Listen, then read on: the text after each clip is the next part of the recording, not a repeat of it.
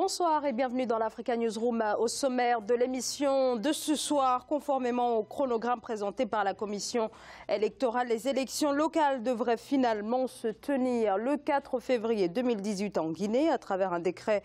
Le chef de l'État, Alpha Condé, convoque le corps électoral, une décision attendue après les multiples reports de ces élections. L'UFDG, parti d'opposition, salue cette décision. On en parle avec nos invités dans quelques instants.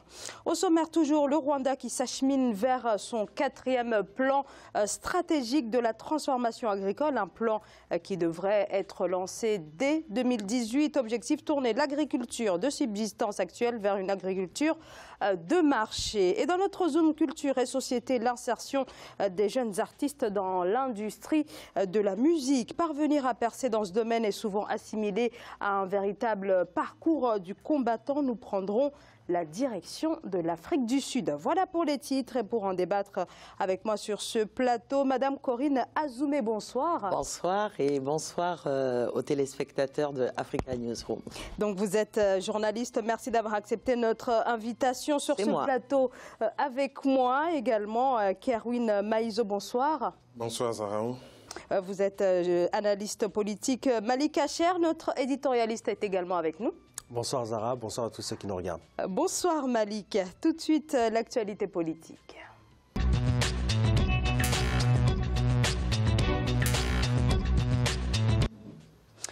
La fin donc en Guinée de l'attente des élections locales. La dernière fois que les Guinéens ont élu leur maire, c'était en 2005, sous la présidence de Lassana Conté. En septembre 2017, après de nombreux reports, la commission électorale fixait au 4 février 2018 la tenue de ce scrutin, une date confirmée par un décret du président Alpha Condé. On prend tout de suite la direction de Conakry pour faire le point avec Emmanuel Milimono, notre correspondant sur place.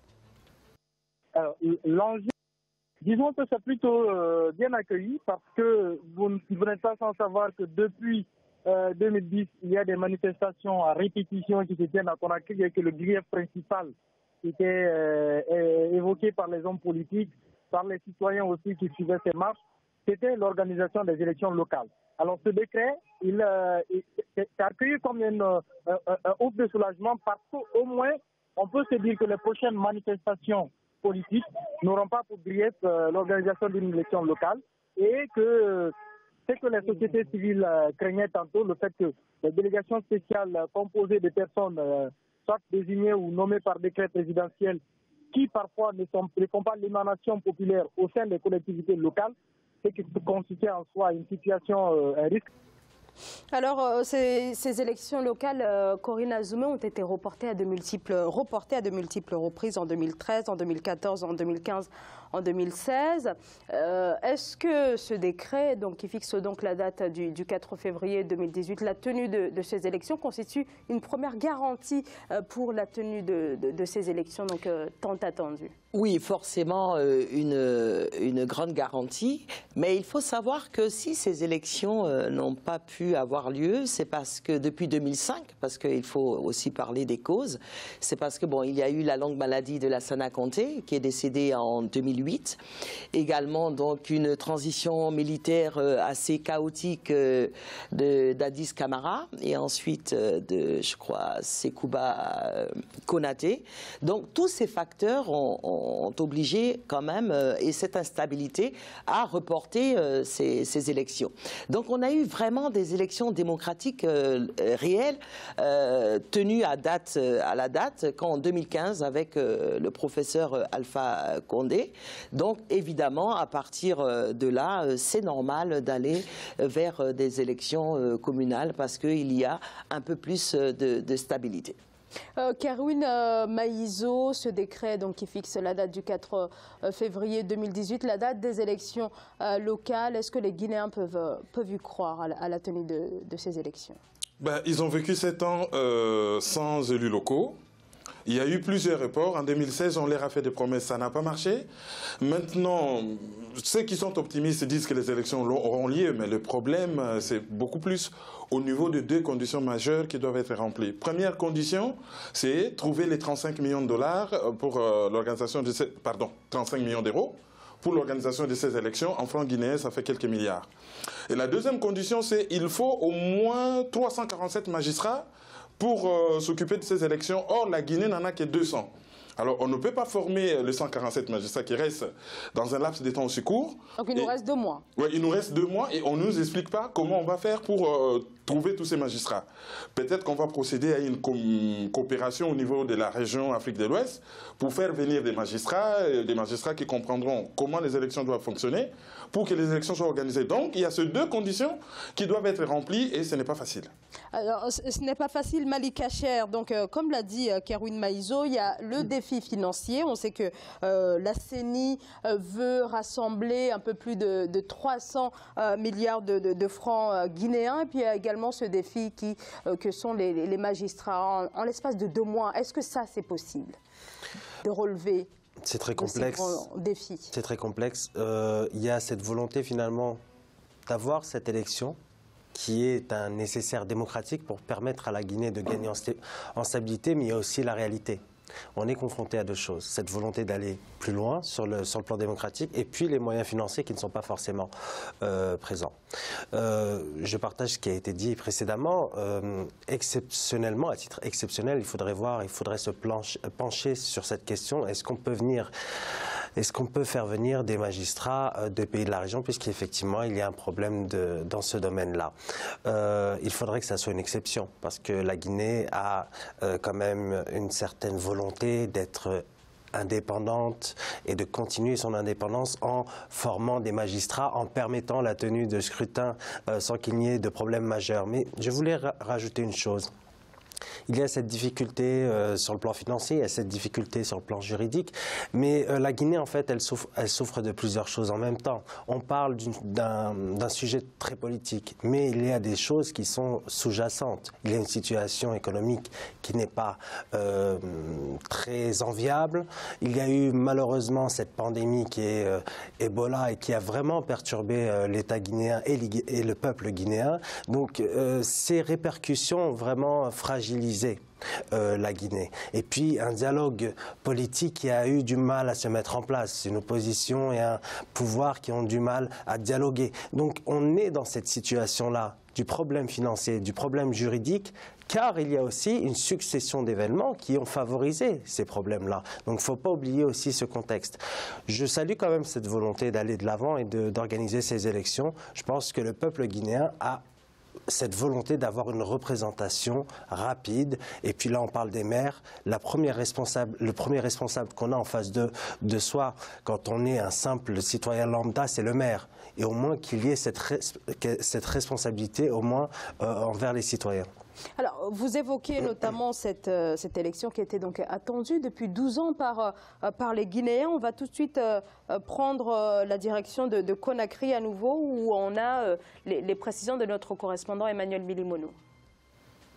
Disons que c'est plutôt bien accueilli, parce que vous n'êtes pas sans savoir que depuis 2010, il y a des manifestations à répétition qui se tiennent à Conakry et que le grief principal était évoqué par les hommes politiques, par les citoyens aussi qui suivaient ces marches, c'était l'organisation des élections locales. Alors ce décret, il est accueilli comme un ouf de soulagement, parce qu'au moins, on peut se dire que les prochaines manifestations politiques n'auront pas pour grief l'organisation d'une élection locale, et que c'est que les sociétés civiles craignaient tantôt, le fait que les délégations spéciales composées de personnes soit désignés ou nommés par décret présidentiel, qui parfois ne font pas l'émanation populaire au sein des collectivités locales, ce qui constitue en soi une situation, un risque de crise qui pouvait naître à n'importe quel moment. Alors effectivement, la classe politique semble assez rassurée, notamment le bloc libéral de Faya Milimono. Même sentiment du côté de l'UFDG, l'Union des forces démocratiques de Guinée, de Salou d'Alain Diallo. Tout porte donc à croire que la date du 4 février, malgré ces multiples défis à relever, est assez irréversible. Elle est obligée d'être irréversible parce qu'il faut savoir quand même que le pouvoir a eu la pression de la rue. Il y a eu des dizaines de milliers de manifestants donc, qui sont descendus dans la rue avec les sociétés en fait, qui annoncent également quelques morts, en tout cas autour de 50 et 80. Donc il y avait une nécessité de toutes les façons pour ne pas avoir donc, de débordement, de pouvoir donc, fixer effectivement cette date. Maintenant, est-ce que, comme on dit, avec tous les problèmes qui sont relevés, qui ont été relevés par mes autres confrères, est-ce que cette date-là, elle ne va pas encore être reportée comme après le dialogue national ou inter-guinéen de 2016? Bon, là, la question reste. Mais en plus des problèmes qu'il a relevés, il y a aussi le problème des cautions. On demande donc pour les communes urbaines 8 millions pour les candidats, 8 millions de francs guinéens. On demande également pour les communes rurales 3 millions de francs guinéens, ce qui n'est pas donné dans un climat général de pauvreté. Voilà. Kerwin Maïzo, un petit mot quand même sur quelles sont les conséquences de la non-tenue précisément de ces élections. Comment sont administrées les localités? Est-ce qu'il y a là une problématique d'ordre institutionnel depuis 2005? Oui, il y a une problématique d'ordre institutionnel, mais beaucoup plus, je vais dire, des problèmes de légitimité, parce qu'on sortait d'une dictature et d'une transition chaotique, et on s'est retrouvé avec des personnes qui n'avaient vraiment pas de légitimité. Et la population ne se reconnaît pas en ces personnes. Donc ce sont des mandats là qui sont échus depuis 7 ans. Depuis 7 ans, oui. Déjà. Donc la population ne se reconnaît plus. Mais le deuxième problème, c'est que le conflit qu'il y a eu entre les deux acteurs principaux de la scène politique guinéenne, c'est-à-dire le président Alpha Condé et l'ex-premier ministre Dalin Diallo, a fait qu'il y a eu toute une partie de la Guinée qui avait comme l'impression qu'ils étaient écartés du pouvoir. C'est-à-dire que pour eux, le président Alpha Condé, ancien opposant, s'est comporté presque en dictateur. Ce qui fait qu'au niveau de l'État, il y a eu une espèce d'alternance. On a comme l'impression que le président veut modifier la constitution pour rester. Et au niveau de la base, les choses ne se mettent pas en place. Ce qui, vu de l'extérieur, donne l'impression que la démocratie guinéenne a du mal à naître. Et il faut ajouter à tout cela les émeutes qu'il y a dans une bonne partie des villes pour les raccordements à l'eau et à l'électricité, qui a donné l'impression que les gouvernements montaient comme sur un train en marche. Pour calmer un peu les émeutes, il faut proposer la date des élections, ce qui donnera l'impression, pas seulement l'impression, que la démocratie s'affermit et que les institutions se mettent en place et que la population aura des interlocuteurs pour toutes sortes de problèmes. Enfin bref, que la Guinée, qui semble se relever sur le plan économique, que ça devienne une vraie démocratie en Afrique de l'Ouest. N'oubliez pas, c'est un pays très riche, beaucoup de bauxite, et c'est les châteaux d'eau de l'Afrique de l'Ouest. Elle ne mérite pas sur le plan économique et sur le plan politique la situation qui est la sienne actuellement.